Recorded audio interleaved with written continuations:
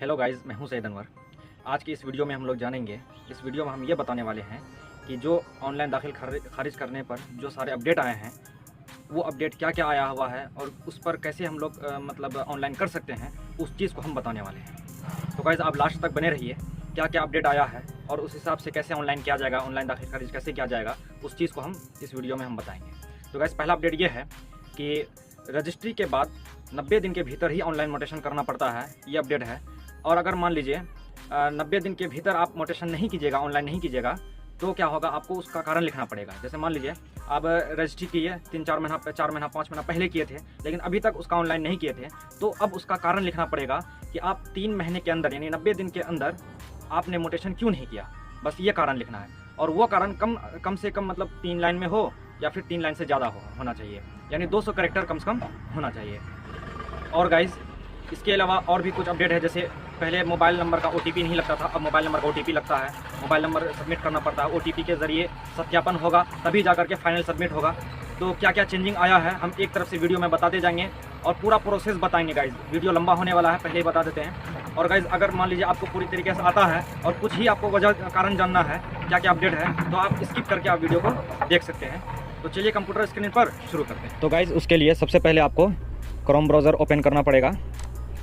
उसके बाद आपको यहाँ पर सर्च करना है बिहार भूमि। जैसे सर्च करेंगे उसके बाद आपको पहला लिंक मिलेगा home page online mutation government of Bihar, इस पर क्लिक करेंगे। लेकिन गाइज़ आपको हम डिस्क्रिप्शन में भी इसका लिंक दे देंगे, आप वहाँ से भी आ सकते हैं, नहीं तो आप यहाँ पर आकर के सर्च कर सकते हैं इसी तरीके से। तो उस लिंक पर जैसे ही क्लिक करेंगे तो एक डैशबोर्ड ओपन होगा, जैसे कि आप देख सकते हैं बिहार सरकार राजस्व एवं भूमि सुधार विभाग। तो उस पहला नंबर पर आपको एक लिंक मिलेगा ऑनलाइन दाखिल खारिज आवेदन करें, इसी पर क्लिक करेंगे। तो जैसे ही इस पर क्लिक करेंगे तो आपको फिर से एक डैशबोर्ड ओपन होगा ऑनलाइन दाखिल खारिज या LPC आवेदन। तो यहाँ पर सिटीज़न में टिक रहने देंगे। अगर गाइज़ मान लीजिए आपका रजिस्ट्रेशन क्या हुआ नहीं है इस पोर्टल पर, तो आप रजिस्ट्रेशन बटन पर क्लिक करेंगे। उसके बाद यहाँ पर जो भी डिटेल होगा उसको यहाँ पर आपको फिल करके आपका रजिस्ट्रेशन कंप्लीट करना है। जैसे यहाँ पर क्या पर्सनल डिटेल्स में नेम है, मोबाइल नंबर है, ईमेल ID है, पासवर्ड कन्फर्म पासवर्ड मतलब भर करके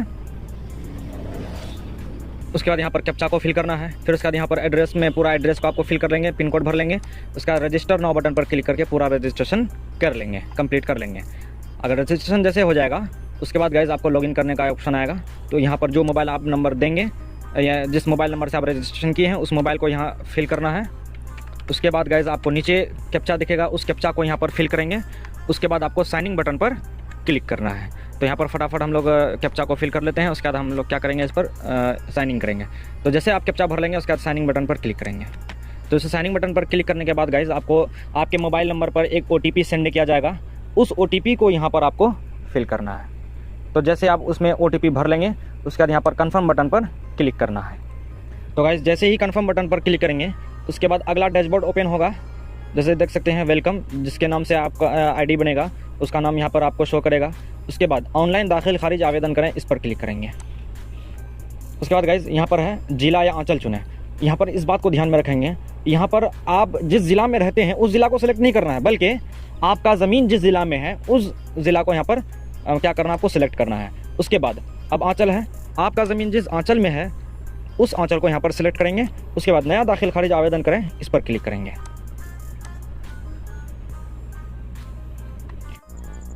उसके बाद गाइज़ चयन करें, देख रहे हैं आप देख सकते हैं यहाँ पर 6 फॉर्म है। आप 6 फॉर्म को ही आपको पूरा फिल करना पड़ेगा। पहला एप्लीकेंट डिटेल्स, इसमें सबसे पहले आएगा आपको आवेदन करने वाले आवेदक के प्रकार का चयन करें।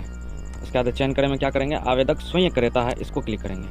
मतलब ये करने से क्या होगा, जैसे मान लीजिए कि जो आवेदक है वही क्रेता है या फिर जो ज़मीन को ख़रीदा है उसी के नाम से आप अगर आवेदन दे रहे हैं तो फिर यहाँ पर आपको उसी को सिलेक्ट करेंगे, आवेदक स्वयं क्रेता। अगर मान लीजिए जिसके नाम से आवेदन दे रहे हैं वो क्रेता नहीं, वो ज़मीन को ख़रीदा नहीं है, बल्कि वो कोई और है, सेवा प्रदाता है, तो उसको दूसरा वाला सेलेक्ट करेंगे या फिर तीसरा वाला सेलेक्ट करेंगे, कोई दूसरा चीज़।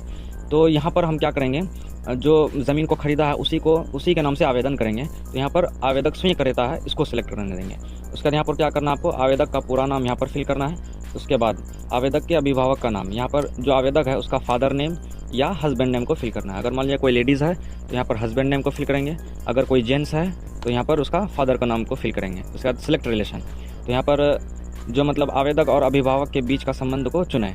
अगर मान लीजिए कोई लेडीज़ का कर रहे हैं तो यहाँ पर हस्बैंड को सिलेक्ट करेंगे, और जेंट्स का कर रहे हैं तो फादर सेलेक्ट करेंगे। उसके बाद सेलेक्ट मोटेशन टाइप में क्या करना है, सेल परचेस है या एक्सचेंज है, जो भी है आपका केबाला में शो करेगा। तो इस जगह लिखा रहता है, उस चीज़ को हम दिखाते हैं, चलिए आपको। तो जैसे कि यहाँ पर देख सकते हैं, किस्म दलील केबाला, यहाँ पर विक्रय पत्र यानी सेल डीड, यानी खरीद बिक्री वाला ये केबाला है। किस मतलब केबाला का प्रकार कौन सा है, विक्रय पत्र यानी सेल डीड है, यानी सेल परचेज है। तो यहाँ पर क्या करना है, आपको सेल परचेज ही सिलेक्ट करना है। अगर मान लीजिए आपका बंटवारा वाला ज़मीन है तो यहाँ पर पार्टीशन को सिलेक्ट कर सकते हैं, या फिर आपको मान लीजिए कोई गिफ्ट में दिया है, कोई दान में दिया है, तो गिफ्ट को सिलेक्ट करेंगे। जो भी है आपका केबाला में लिखा रहेगा, वो आपको दिखा दिए हैं कहाँ पर लिखा रहता है। तो यहाँ पर सेल परचेस को सिलेक्ट कर लेंगे। उसका यहाँ आपको ईमेल ID डालना है, उसके यहाँ मोबाइल नंबर डालना है। उसके बाद गाइस आपको पूरा एड्रेस यहाँ पर अच्छी तरीके से फिल कर लेना है। फिर सेम एज पर प्रेजेंट, तो मतलब इसका मतलब ये हुआ कि अगर मान लीजिए प्रेजेंट एड्रेस जो है वो परमानेंट एड्रेस से बिल्कुल मिलता जुलता है, तो आपको क्या करना है, सेम एज प्रेजेंट कर देना है। यहाँ पर जैसे आप क्लिक करेंगे तो इधर जो एड्रेस था वो मतलब पूरा यहाँ पर कॉपी पेस्ट हो जाएगा। उसके बाद आपको क्या करना है, सेव एंड नेक्स्ट बटन पर क्लिक करना है। तो जैसे कि देख सकते हैं गाइज, हम तो पूरा भर चुके हैं, आपको भी इसी तरह भर लेना है। और एक बात इसमें ये है कि बहुत सारे लोग ये भी सवाल पूछते हैं कि इंग्लिश में टाइपिंग करेंगे या हिंदी में टाइपिंग करेंगे। तो गाइज ये बता दूं आपको कि आपका मर्ज़ी जिसमें हो, आपको जो अच्छा लगे, हिंदी में हो या इंग्लिश में हो, जिसमें मर्ज़ी हो आप उसमें टाइपिंग कर सकते हैं। इसमें कोई मतलब ज़रूरी नहीं कि हिंदी में ही करें या फिर इंग्लिश में ही करें, आपको जो अच्छा लगता है उसमें कर सकते हैं। तो सारा चीज़ भरने के बाद आप सेव एंड नेक्स्ट बटन पर क्लिक करेंगे। तो जैसे ही सेव एंड नेक्स्ट बटन पर क्लिक करेंगे, उसके बाद यहाँ पर रजिस्टर्ड डेट, तो रजिस्टर्ड डेट को सिलेक्ट रहने देंगे। उसका डॉक्यूमेंट नंबर यहाँ पर आपको सिलेक्ट करना है, डॉक्यूमेंट नंबर बोलिए या डीड नंबर बोलिए। तो ये चीज़ कहाँ पर लिखा रहता है उस चीज़ को भी हम दिखा देते हैं। तो जैसे फर्स्ट पेज पर अब आएंगे तो सबसे ऊपर में देख सकते हैं यहाँ पर डीड नंबर 4775, ये इसका डीड नंबर है, या दस्तावेज संख्या बोलिए या फिर डॉक्यूमेंट नंबर बोलिए, या फिर और दूसरा जगह यहाँ पर आप देख सकते हैं दस्तावेज संख्या 4775, यहाँ पर भी लिखा हुआ है। दस्तावेज संख्या बोलिए या डॉक्यूमेंट नंबर बोलिए या डीड नंबर बोलिए, बात एक ही हुआ। तो आप यहाँ पर नोट कर लीजिए 4775, ये क्या है, डीड नंबर है। तो वहाँ पर ले जा करके आपको यहाँ पर फिल कर लेना है अच्छे से डीड नंबर को। उसके बाद गाइज आपको क्या करना है, डेट, यहाँ पर डेट, रजिस्ट्री डेट यहाँ पर आपको फिल करना है। तो रजिस्ट्री डेट कहाँ पर लिखा रहता है उसको भी हम दिखा देते हैं। तो फ्रंट पेज में ही आपको मिलेगा, जैसे यहाँ पर देख सकते हैं दिनांक 25 तारीख 9वां महीना 2020, ये रजिस्ट्री डेट है, यानी इसी तारीख को रजिस्ट्रेशन हुआ था इसका ज़मीन का। तो इसी डेट को आपको यहाँ पर आकर के फिल कर लेना है। उसके बाद अमाउंट है, और अमाउंट यानी कितना ज़मीन का वैल्यू है, कितना ज़मीन को ख़रीदा गया है। और देखिए गाइज, सरकारी रेट कुछ और होता है और जो ख़रीदा जाता है ज़मीन को उसका रेट कुछ और होता है। तो सरकारी वैल्यू जितना है उसके हिसाब से डालना है। तो कहाँ पर लिखा रहता है अमाउंट ज़मीन का, उसको भी आपको दिखा देते हैं। तो जैसे आप केबाला को ओपन करेंगे तो आपको तीसरा या चौथा पेज पर जाना है। तीसरा पेज पर आएंगे तो यहाँ पर देख सकते हैं तायदाद जरे सामान 1,17,000। तो उसके बाद क्या करना है, इसी रेट को आपको यहाँ पर फिल कर लेना है। उसके बाद है सिलेक्ट DSRO या SRO, यानी आप किस ऑफिस से, किस आंचल से आप मतलब रजिस्ट्री करवाए हैं उसको यहाँ पर सिलेक्ट कर लेंगे। तो ये चीज़ कहाँ पर लिखा रहता है, किस मतलब रजिस्ट्री ऑफिस से आप रजिस्ट्री करवाए हैं। तो आप सबसे पहले केबाला पर आएंगे और उसके बाद केबाला का सेकंड पेज पर बैक साइड में जो रहता है पेज, उस पर जाकर के देखेंगे सबसे ऊपर में, यहाँ पर देख सकते हैं सब डिस्ट्रिक्ट रजिस्ट्री ऑफिस जोकीहाट। तो इसी तरह से आपका भी केबाला में पीछे साइड में लिखा होगा कि किस ऑफिस से आप, किस रजिस्ट्री ऑफिस से आप रजिस्ट्री करवाएं हैं। तो यहाँ पर आपको सिलेक्ट कर लेना है। उसके बाद गाइस जैसे और एक नया अपडेट ये आया है, जैसे कि यहाँ पर देख सकते हैं डीड की तिथि से 90 दिनों के बाद दाखिल खारिज करने का कारण दर्ज करें। यहाँ पर आपको कारण लिखना है, तो यहाँ पर कारण क्या होगा वो भी मैं आपको बताऊँगा। आप बिल्कुल वीडियो पर लास्ट तक बने रहिए ताकि आपको अच्छी तरीके से समझ में आए, क्योंकि गाइज मैं यहाँ पर जो भी जानकारी दे रहा हूँ मैं कर्मचारी से मतलब पूरा डिटेल लिया हूँ, कैसे क्या करना नहीं करना है। ये डीड नंबर जो न्यू अपडेट आया है, मतलब इसमें क्या कारण लिखना है, किस हिसाब से लिखना है, वो चीज़ मैं पूछ लिया हूँ। आप बिल्कुल बने रहिए, आपको हर चीज़ मैं बताऊँगा क्या लिखना है, उसके हिसाब से आपको हर चीज़ पता चल जाएगा। तो आप लास्ट तक बने रहिए ताकि आपको अच्छी तरीके से समझ में आए। तो आप जैसे कि देख सकते हैं मैं यहाँ पर कारण ये लिखा हूँ, आप भी लिख सकते हैं या फिर इसमें बदलाव कुछ कर सकते हैं, बढ़ा चढ़ा कर लिख सकते हैं।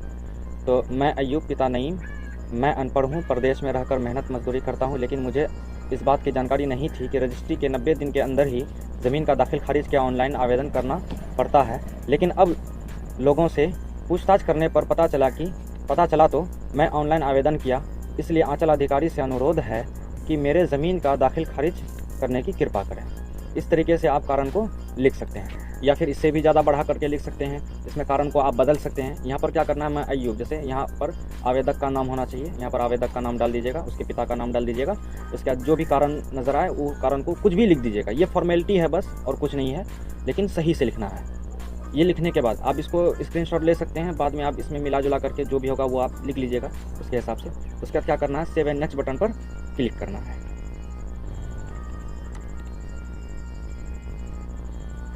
तो गाइस जैसे ही आप सेव एंड नेक्स्ट बटन पर क्लिक करेंगे उसके बाद क्या होगा, आप यहाँ पर सबसे पहले नीचे देखिए, फाइनल सबमिट के पहले प्रत्येक क्रेता के मोबाइल नंबर का सत्यापन OTP के द्वारा होगा, अतः मोबाइल नंबर का एंट्री सही करना अति आवश्यक है। तो यहाँ पर क्या करना होगा आपको कि आप जो भी मोबाइल नंबर यहाँ पर भरेंगे उस मोबाइल नंबर पर OTP जाएगा और उस OTP को यहाँ पर सत्यापन करना है, तभी जाकर के आपका फाइनल सबमिट होगा। फाइनल सबमिट से पहले ही OTP मांगा जाएगा, इसीलिए मोबाइल नंबर को यहाँ पर सही से भरेंगे। तो यहाँ पर आप सबसे पहले क्या करेंगे, बायर डिटेल है तो जो भी ज़मीन को ख़रीदा है उसका नाम को यहाँ पर फिल करेंगे। तो गाइज़ बायर डिटेल कहाँ रहता है केबाला में, उस चीज़ को दिखा देता हूँ मैं आपको, वरना आप बाद में परेशान हो जाएंगे। तो यहाँ पर जैसे देख सकते हैं, ये लेखधारी या क्रेता का नाम, ये है आपका खरीदने वाले का नाम, यानी जो ज़मीन को ख़रीदा है उसका डिटेल यहाँ पर रहेगा। उसी को बोलते हैं हिंदी में लेखधारी या क्रेता।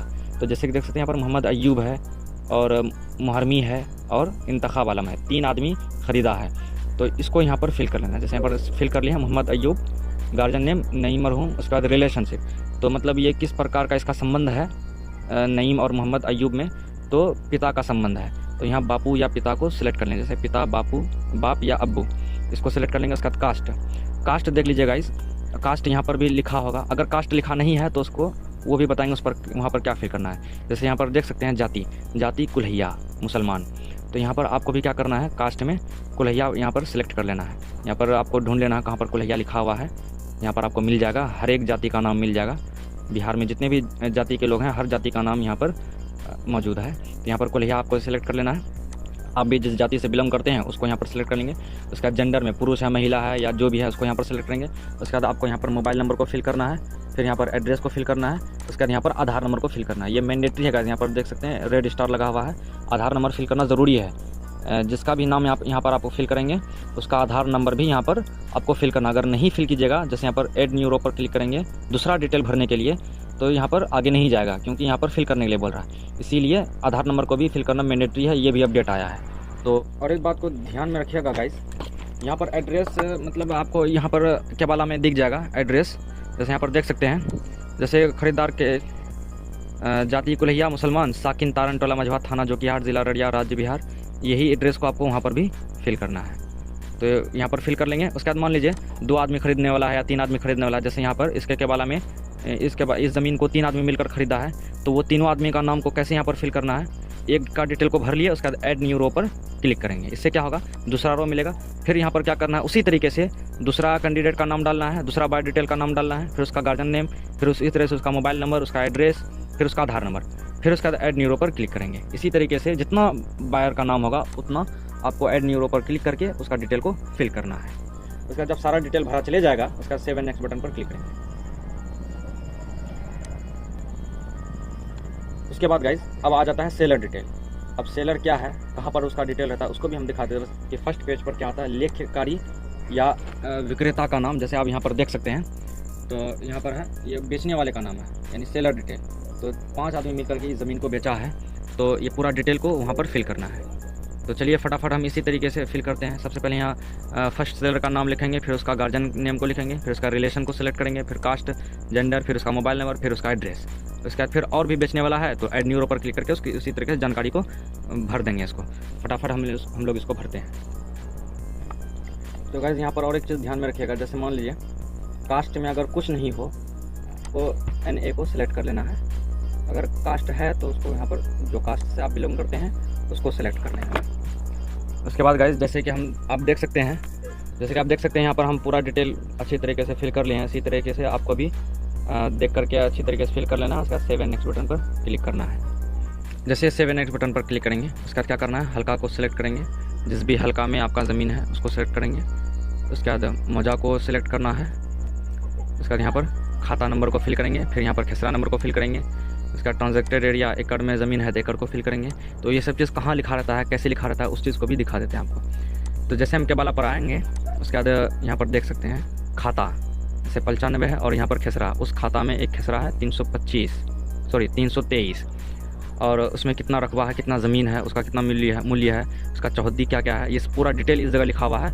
और इसी तरीके से सीरियल बाय सीरियल वहाँ पर चढ़ाते जाना है। तो सबसे पहले यहाँ 95 खाता है, तो उस 95 को यहाँ पर खाता के जगह पर यहाँ पर क्या करेंगे, सबसे पहले इसको फिल करेंगे। तो यहाँ पर आप 95 लिख लेंगे। फिर उसके बाद खेसरा नंबर, तो 95 खाता में कौन सा खेसरा है, यहाँ पर देख सकते हैं 323 है, तो यहाँ पर आपको जा करके 323 यहाँ पर लिख लेना है। उसके बाद ट्रांजैक्टेड एरिया एकड़, अगर मान लीजिए ज़मीन एकड़ में है तो वहाँ पर एकड़ फिल करना है, नहीं तो नहीं। जैसे रकबा है डिसमिल में है, एकड़ में नहीं है, तो एकड़ में क्या करेंगे 00 डालेंगे, 2 बार 00 डाल दीजिए, मामला ख़त्म। उसके बाद है ट्रांजैक्टेड एरिया टू डिसमिल, तो डिसमिल में अगर है तो डिसमिल को फिल करेंगे। जैसे यहाँ पर डिसमिल में ज़मीन है, उस खेसरा में 323 खेसरा में कितना ज़मीन है 6.25 कड़ी, 6 डिसमिल 25 कड़ी।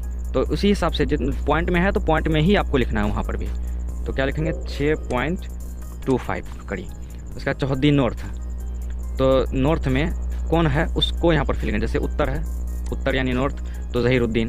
फिर उसके बाद यहाँ पर कौन है, ये साउथ, तो साउथ में कौन है यहाँ पर देख लीजिएगा, साउथ में वसीम। उसके बाद पूरब में रईस, फिर पश्चिम में खुर्शीद। इसी तरीके से आपका भी इसमें होगा, इसी तरीके से क्या होगा उसमें भी वहाँ पर जा करके पूरा अच्छे तरीके से फिल कर लेना है। तो गाइस जैसे ही आप हर चीज़ को फिल कर लेंगे, उसके बाद क्या करना है, ऐड न्यू रो पर क्लिक करेंगे। ऐड न्यू रो पर उसी वक्त क्लिक करेंगे जब आपका एक से अधिक खाता खेसरा है। जैसे मान लीजिए यहाँ पर एक खाता है, 3 खेसरा है, तो तीनों खेसरा को चढ़ाना होगा और तीनों अलग अलग रो में चढ़ेगा। इसीलिए अगला खेसरा को चढ़ाने के लिए अगला रो में फिल करना पड़ेगा। इसीलिए यहाँ पर क्या करेंगे, सबसे पहले ऐड न्यू रो पर क्लिक करेंगे, उसके बाद अगला कॉलम आ जाएगा। तो जैसे कि आप यहाँ पर देख सकते हैं खाता एक ही है और उसी खाता में 3 खेसरा है, ये 324 और 322 वही 95 खाता में ही है। तो यहाँ पर क्या करेंगे, सबसे पहले खाता में वही 95 लिखेंगे। फिर उसके बाद यहाँ पर खेसरा अलग हो जाएगा। खेसरा कौन सा होगा, आप दूसरा नंबर पर 324 खेसरा होगा, तो यहाँ पर 324 को लिख लेंगे। फिर उसके बाद यहाँ पर क्या है, एकड़ में ज़मीन नहीं है तो 0 डालेंगे, अगर एकड़ में होगा तो एकड़ डालेंगे। उसके बाद फिर डिसमिल, कितना डिसमिल ज़मीन है यहाँ पर लिखा होगा उस खेसरा में, 324 खेसरा में यहाँ पर भी क्या है 6 डिसमिल और 6 डिसमिल 25 कड़ी है। तो यहाँ पर क्या करेंगे, यहाँ पर भी वही लिखेंगे 6.25। इसी तरीके से फिर चौहद्दी नॉर्थ में, ईस्ट में, साउथ में, ईस्ट में, वेस्ट में जो है उसको अच्छी तरीके से फिल कर लेंगे। फिर अगर उससे ज़्यादा खाता खेसरा है तो फिर ऐड न्यू रो पर क्लिक करके पूरा डिटेल को इसी तरीके से फिल करना है। तो गाइस जैसे आप पूरा डिटेल अच्छी तरीके से भर लेंगे, आप अच्छे से चेक कर लीजिएगा। उसके बाद क्या करना है, सेव एंड नेक्स्ट बटन पर क्लिक करना है। उसके बाद गाइस आपका फाइनल हो गया है। उसके बाद क्या करना है, कैप्चा को फिल करेंगे। उसके बाद चूज़ फाइल पर क्लिक करके आपको मतलब जहाँ पर डॉक्यूमेंट आपका, ये डॉक्यूमेंट में आपको क्या क्या मतलब अपलोड करना पड़ेगा, सिर्फ आपको केबाला अपलोड करना है और कुछ नहीं। केबाला को अच्छे तरीके से स्कैन कर लीजिएगा और कम से कम 2 MB से नीचे ही होना चाहिए, 2 MB से ऊपर नहीं होना चाहिए, 2 MB से नीचे ही रहना चाहिए। सबसे पहले यहाँ पर कैप्चा को फिल करेंगे, उसका चूज़ फाइल पर क्लिक करके केबाला को अपलोड करेंगे। तो गाइस आपको डॉक्यूमेंट अपलोड करने के लिए चूज़ फाइल पर क्लिक करना है। उसके बाद आपका डॉक्यूमेंट जहाँ पर भी होगा उसको यहाँ से सिलेक्ट कर लेना है। तो गाइस जैसे आप सिलेक्ट कर लीजिएगा तो आप जैसे देख सकते हैं मेरा सिलेक्ट हो चुका है केबाला। उसके बाद ये 588 KB का है और 2 MB से ज़्यादा होगा तो ये अपलोड नहीं हो पाएगा। उसके बाद फिर क्या करेंगे, अपलोड डॉक्यूमेंट पर क्लिक करेंगे। तो गाइस जैसे ही अपलोड हो जाएगा यहाँ पर आपको शो करेगा सक्सेसफुली अपलोडेड डॉक्यूमेंट। तो आप चाहे तो यहाँ से व्यू भी कर सकते हैं कि जो केबाला हम अपलोड किए हैं वो सही है या गलत है, या फिर कोई दूसरा केबाला अपलोड हो चुका है।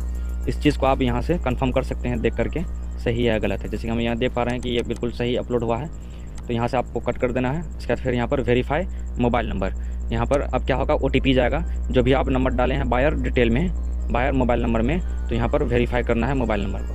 तो वेरीफाई मोबाइल पर क्लिक करेंगे, तो गेट OTP पर क्लिक करेंगे। उसके बाद क्या होगा, उस मोबाइल नंबर पर OTP जाएगा, उस OTP को क्या करना है आपको यहाँ पर फिल कर देना है। जैसे ही OTP फिल कर लीजिएगा उसके बाद यहाँ पर कन्फर्म बटन पर क्लिक कीजिएगा, ओके कीजिएगा। जैसे ही OTP वेरीफाई हो जाएगा गाइस, उसके बाद प्रीव्यू एंड सबमिट बटन पर क्लिक करना है।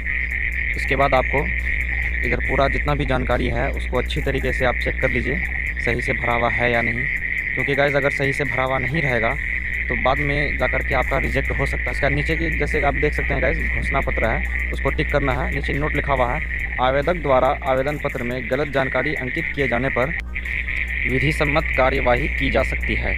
इसका मतलब यह है अगर कोई भी आप गलत भरते हैं तो बाद में पकड़े जाने पर आप पर कार्रवाई की जा सकती है। इसीलिए अच्छी तरीके से आपको देख करके फिल करना है, जो केबाला में है वही हिसाब से आपको यहाँ पर देख करके भरना है।